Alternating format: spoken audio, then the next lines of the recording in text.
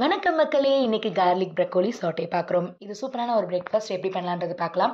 நான் ப்ரக்கோலி, வெங்காயம், தக்காளி, பச்சை மிளகா, பூண்டு எடுத்திருக்கேன். இதை ஒரு 5 மினிட்ஸ் வெந்நீரில் போட்டு நம்ம கல்லுப்பு போட்டு எடுத்துக்கணும்.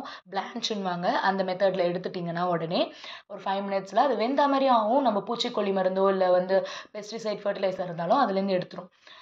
நம்ம ஆலிவ் ஆயில் இன்றைக்கி யூஸ் பண்ணியிருக்கோம். நீங்கள் ஆலிவ் ஆயில் யூஸ் பண்ணணும்னு இல்லை, எனக்கு ஹெல்த்துக்கும் வெயிட் லாஸ்க்காகவும் நான் யூஸ் பண்ணியிருக்கேன். நீங்கள் நார்மல் ஆயில் ஒரு ஸ்பூன் எடுத்துகிட்டு அதில் வெங்காயம், பூண்டு, பச்சை மிளகா போட்டு நல்லா வதக்கிடுங்க. ரொம்ப மைய வதங்கணும்னு இல்லை, நல்லா வெந்தாப்பில் லைட்டாக ஒரு கிளாஸாக வரும்போதே நீங்கள் வெங்காயம், தக்காளி எல்லாமே போட்டு ப்ரக்கோலி போட்டு ஆஃப் பண்ணிடுங்க. இதில் க்ரஷ்டு பெப்பர் அதை யூஸ் பண்ணியிருக்கேன். நான் தனியா யூஸ் பண்ணியிருக்கேன், கரம் மசாலா யூஸ் பண்ணியிருக்கேன்.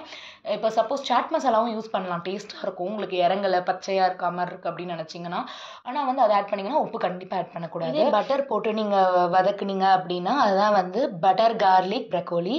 Have a happy diet. Thank you for வாட்சிங்.